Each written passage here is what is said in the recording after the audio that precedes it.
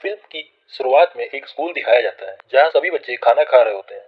उनमें से एक बच्ची जिसका नाम रूबी है, इस फिल्म की मेन कैरेक्टर है, उसे दिखाते हैं। अचानक से एक लड़की को दिखाते हैं, उसकी आंखें नीली पड़ जाती हैं और वह बहुत कांपने लगती है और वह कांपते कांपते चेयर से नीचे गिर जाती है और उसकी डेथ हो जाती है। वहाँ मौजूद सभी लोग उसे देखकर घबरा जाते हैं और पैनिक करने लगते हैं। फिर न्यूज दिखाते हैं जिसमें बताते हैं कि एक वायरस है जो सिर्फ बच्चों पर ही अटैक कर रहा है, जिनसे काफी बच्चों की मौत हो चुकी है। थोड़ी देर के बाद प्रेसिडेंट को दिखाते हैं जिनका बच्चा भी इन्फेक्टेड हो चुका होता है, पर प्रेसिडेंट दिलासा देते हैं कि डॉक्टर्स और साइंटिस्ट इस वायरस के एंटीडोट में जुटे हुए हैं, जल्द से जल्द सारे बच्चे और मेरा बच्चा भी ठीक हो जाएगा। और प्रेसिडेंट कहते हैं अगर आपको कोई बच्चा ऐसा दिखे जो इन्फेक्टेड है तो उसको सीडीसी डिपार्टमेंट में भेज दें, वहाँ डॉक्टर और साइंटिस्ट उनका इलाज करेंगे। अगले सीन में रूबी की फैमिली को दिखाते हैं जो कि रूबी का बर्थडे सेलिब्रेट कर रही होती है, पर उनके माँ बाप इस बात की चिंता भी करते हैं क्योंकि रूबी भी वायरस इन्फेक्टेड है। फिर उसकी फैमिली बर्थडे सेलिब्रेट करके अपने अपने रूम में चली जाती है। वो रात में नींद नहीं आती है, इसलिए वो अपनी माँ के कमरे में जाती है और माँ का हाथ पकड़ लेती है।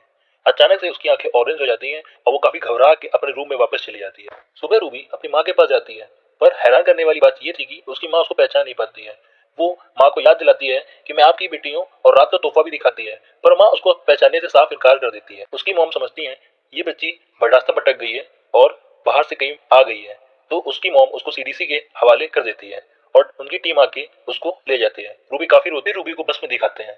उसकी तरह कई बच्चे उस बस में हैं जो कि इन्फेक्टेड हैं और उनको एक कैंप में ले आते हैं जहाँ की रूबी जाके काफी डरी हुई होती है। सभी बच्चों को चेकअप के लिए डॉक्टर के पास भेजा जाता है। फिर रूबी का टर्न आता है तो डॉक्टर से ये बताते हैं कि ये बीमारी म्यूटेशन की वजह से हो रही है, जिससे कि बच्चों को स्पेशल पावर मिल रही है और सबकी पावर एक जैसी नहीं, सबकी पावर अलग है। फिर उसको ये बताते हैं कि सबकी पावर का क्लासिफिकेशन क्या है और उन्होंने हर बच्चों को अलग अलग कलर से क्लासिफाई किया होता है, जैसे कि ग्रीन जो बहुत ही ज्यादा इंटेलिजेंट होते हैं, और फिर ब्लू आते हैं जो किसी भी चीज को उठा सकते हैं, और फिर आते हैं गोल्डन जिनके पास इलेक्ट्रिसिटी कंट्रोल करने की पावर होती है। और डॉक्टर बताते हैं ये सब रंग तो सेफ है, पर ऑरेंज इनमें सबसे खतरनाक और कम पाया जाने वाला रंग है। डॉक्टर जब रूबी पर टेस्ट करते हैं तो पता लगता है कि रूबी भी ऑरेंज है, तो डॉक्टर इंजेक्शन लेकर रूबी की तरफ बढ़ रहे होते हैं, तो रूबी इंजेक्शन देखकर भागने लगती है, पर डॉक्टर उसे पकड़ लेते हैं। रूबी डॉक्टर की आंखों में देखती है और ये फिट कर देती है कि वह ग्रीन है, और डॉक्टर भी उसे क्लियर पास कर देता है ग्रीन। और फिर हमें ये पता चलता है कि रूबी के पास माइंड कंट्रोल और माइंड मैनिपुलेशन की पावर है। अगले सीन में ग्रीन, ब्लू, गोल्डन कपड़े पहने हुए बच्चे दिखाए जाते हैं। वहाँ रेड और ऑरेंज नहीं होते हैं क्योंकि उन्हें पहले ही मार दिया जाता है। अब समय बीतता है और रूबी बड़ी हो चुकी है, वो अब ग्रीन के ग्रुप में है। ग्रीन अपना टास्क आसानी से कर लेते हैं, पर रूबी वो बेसिक टास्क भी आसानी से नहीं कर पाती क्योंकि वो ऑरेंज थी। और वहाँ पर खड़ा गार्ड ये सब देखता है और उसे शक होता है। कुछ देर बाद सब एटॉमिक फ्रीक्वेंसी टेस्ट होता है जहाँ सारे बच्चों को इकट्ठा किया जाता है और बहुत तेज फ्रीक्वेंसी वाली आवाज सुनाई जाती है, जिसे सुनकर रूबी बेहोश हो जाती है और रूबी को एक अगले रूम में ले आया जाता है जहाँ एक लेडी डॉक्टर उसको एग्जामिन करती है। उसी बीच एक गार्ड आता है और कहता है मिलने का टाइम ओवर हो चुका है। जाने से पहले वो लेडी डॉक्टर एक पेपर में कुछ लिख देती है जिसे रूबी पढ़ती है।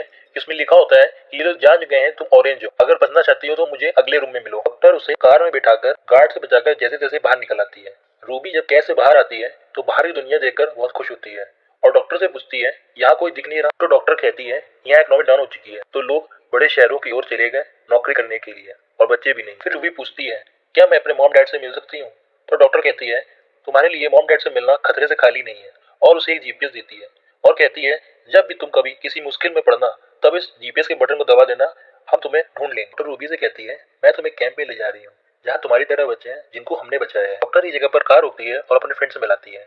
उसका फ्रेंड रूबी को कुछ सामान देता है। उसी समय रूबी का पैर स्लिप करता है और उसका फ्रेंड उसका हाथ पकड़ लेता है। उसी समय रूबी उसका ब्रेन पड़ती है और ये देखती है कि बच्चे से डरकर भाग रहे हैं, तो रूबी भी काफी सहम जाती है और डर जाती है। रूबी एक रूम में अपने कपड़े चेंज करने जाती है तो देखती है वहाँ एक गोल्डन गर्ल भी है जिसके पास इलेक्ट्रिसिटी पावर है। वो गोल्डन गर्ल रूबी को देखकर डर जाती है और अपनी पावर्स का इस्तेमाल करती है और भाग जाती है, तो रूबी उसका पीछा करते हैं, पर वो गोल्डन गर्ल एक वैन में छुप जाती है और अंदर से गेट बंद कर लेती है। तो रूबी से कहती है मुझे भी मदद की जरूरत है। कुछ देर बाद गेट खोल देती है और रूबी को अंदर लेकर उसे छुपा लेती है। तो रूबी देखती है अंदर दो लोग और थे। रूबी उन्हें बताती है कि मैं ग्रीन हूँ और कुछ लोग उनका पीछा कर रहे हैं, तो वो लोग उसकी मदद करने के लिए तैयार हो जाते हैं। कुछ देर बाद हम देखते हैं कि एक लेडी अपनी कार से उनकी वैन का पीछा कर रही थी। उसमें से लियाम जिसके जो ब्लू है वो उनकी कार को डैमेज कर देता है और आसपास की चीजें उनकी कार पर गिरा रखता है। वो लेडी की कार वही डैमेज हो जाती है और वो उनका पीछा नहीं करता और वो लोग बचकर निकल जाते हैं और वो लोग एक जगह पर ठहरते हैं जहाँ लियाम का फ्रेंड रूबी से कहता है तुम तो ग्रीन हो और तुम किसी के लिए भी खतरा नहीं हो, तो फिर तुम क्यों बचकर भाग रही हो। तभी रूबी कहती है अगर तुम लोगों को मेरी मदद करनी है तो करो, नहीं तो मैं जा रही हूँ। तभी लियाम वहाँ आता है और रूबी को अपनी पावर से रोक लेता है और कहता है हम लोग ऐसे कैंप में चलते हैं जहाँ एक ऑरेंज बॉय रहता है जो हम जैसे बच्चों को प्रोटेक्ट करता है। तो लियाम उससे चलने के लिए साथ कहता है, तो रूबी भी मान जाती है और उनके साथ चली जाती है। जब लियाम ड्राइव कर रहा होता है तो रूबी उससे पूछती है तुम तो ब्लू और तुम उससे बचकर क्यों भागना चाहते हो? तो लियाम बताता है वो लोग हमें आर्मी की तरह इस्तेमाल करेंगे और हम पर गलत एक्सपेरिमेंट करेंगे, क्योंकि वो लोग दुश्मन के खिलाफ यूज करने वाले हैं, इसलिए वो वहाँ से भाग चुका है। और अगले सीन में हमें ये दिखाते हैं उस डॉक्टर को पकड़ लिया है जिसने ये सर्टिफाई किया था कि रूबी ग्रीन है। तभी वहाँ एक लड़की आती है जो कि मास्क पहनी होती है, वो डॉक्टर को खत्म कर देती है। और जब रूबी रात में सो रही होती है तो उसका हाथ गलती से लियाम के हाथ पर पड़ जाता है। वो ये देख लेती है कि लियाम ने दूसरों को कैसे बचाया था, लियाम बेसमेंट से बचकर कैसे भागा और उसने दूसरे बच्चों को बचाने की भी कोशिश की पर नाकामयाब रहा। अगली सुबह गोल्डन गर्ल रूबी को एक ड्रेस देती है। जैसे पहन रूबी बाहर आती है तो लियाम उसकी तारीफ करता है। वो लोग अपनी वैन में बैठकर आगे बढ़ते हैं जहाँ प्रेसिडेंट के बेटे का मैसेज आता है और वो कहता है अगर मैं ठीक हो सकता हूँ तो आप भी ठीक हो सकते हैं। वो लोग मॉल के पास रुकते हैं और वहाँ खूब सारी शॉपिंग करते हैं क्योंकि वहाँ कोई नहीं होता। और काफी सामान उठाने के बाद वो सब बाहर निकल रहे होते हैं तभी वहाँ पर अटैक होता है और वो अटैक गोल्डन गर्ल अपनी पावर से रोक लेती है। तभी पता चलता है वो अटैक करने वाले कोई और नहीं, उन्हीं की तरह स्पेशल पावर वाले बच्चे हैं। और वो बच्चे उन लोगों को कहते हैं कि आज रात तुम लोग यही रुक जाओ और रात में बैठ के ऐसे करते हैं। तभी लियाम उनसे पूछता है कि उस ऑरेंज बॉय का पता क्या है, उनका कैंप का क्या पता है, पर वो लोग नहीं बताते। तभी रूबी अपने पावर्स का यूज करके उनके कैंप का पता निकालती है तो वो लोग ईडीओ नाम का एक शब्द कहते हैं जो कि कोड है।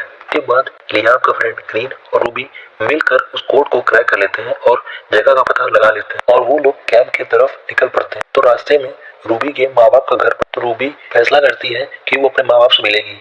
तो लियाम और उसका फ्रेंड उसे वहाँ ड्रॉप कर देते हैं। रूबी अपने मॉम और डैड के पास जाती है पर उसे मिलती नहीं है क्योंकि उसे लगता है अगर वो लोग उसे नहीं पहचान पाएंगे तो उसे और दुख होगा, इसलिए वो वापस चली जाती है। रूबी की आंखों में आंसू आ जाते हैं। तभी वहाँ लियाम मिलता है और उसे सांस लेने के लिए कहता है। वो सांस जा ही रहे होते हैं तभी वहाँ एक लड़की उनके मुंह पर अटैक कर देती है और ये वही लड़की थी जिसने डॉक्टर को भी मारा था और इनका पीछा कर रही थी। फिर रूबी उस लड़की को कंट्रोल कर लेती है और जंगल की तरफ जाने के लिए कहती है।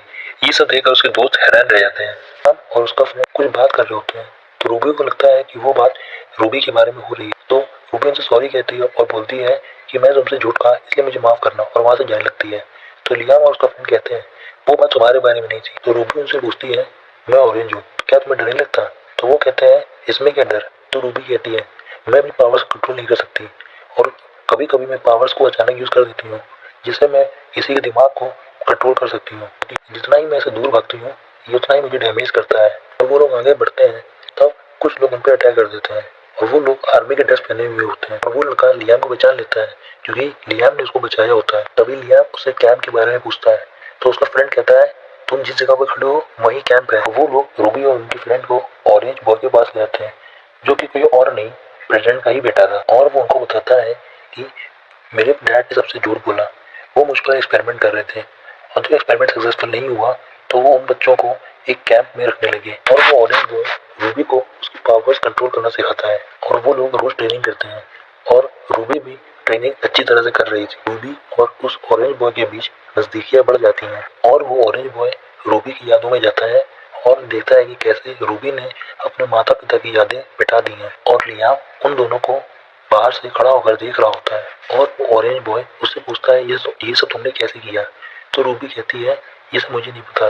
तभी रूबी कहती है इस पावर की वजह से मैंने अपने माँ बाप को खो दिया, और वहाँ से चली जाती है और वो लियाम के पास जाती है जो कि काफी गुस्से में था। लियाम बोलता है मुझे पता चल चुका है तुम्हारे और ऑरेंज बॉय के बीच क्या चल रहा है। फिर रूबी बोलती है तुम जैसा सोच रहे हो वैसा कुछ नहीं है और हम भी नहीं मिल सकते क्योंकि मैं डरती हूँ जैसे मैंने अपने माँ बाप को खो दिया वैसे मैं तुम्हें नहीं खोना चाहती। फिर रूबी लियाम के दोस्त के पास आती है जो कि एक तालाब के पास बैठा था और लियाम का फ्रेंड ग्रीन रूबी से कहता है मुझे महसूस हो रहा है कि यह जगह भी हमारे लिए सेफ नहीं है। ऑरेंज बॉय अपने कैंप की इंफॉर्मेशन शेयर कर रहा होता है तभी वहाँ रूबी आ जाती है। इसे देख ऑरेंज बॉय अपना लैपटॉप बंद कर देता है और रूबी भी वहाँ लैपटॉप मांगने ही आई होती है ताकि उसके फ्रेंड्स अपनी फैमिली से कांटेक्ट कर पाए। तो ऑरेंज बॉय रूबी से डील करता है अगर तुम मुझे लोगों की यादें मिटाना सिखाओगी तो मैं लैपटॉप तुम्हें दे दूंगा। तो रूबी भी मान जाती है। जब रूबी ऑरेंज बॉय को पावर सिखा रही होती है तब वो उसे किस करने के लिए आगे बढ़ता है।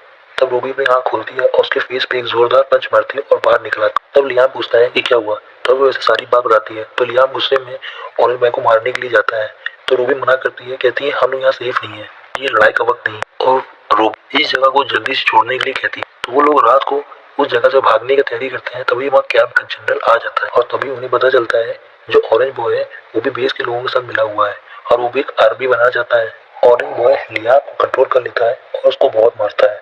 तभी रूबी जनरल को कंट्रोल करती है और उसे मरवा देती है और और वहाँ गोल्डन गर्ल अपनी पावर्स का इस्तेमाल करके उन गार्ड्स को इलेक्ट्रिक शॉक देती है और रूबी अपने दोस्तों को वहाँ से जाने के लिए कहती है और इस ऑरेंज बॉय से फाइट करने के लिए खड़ी हो जाती है।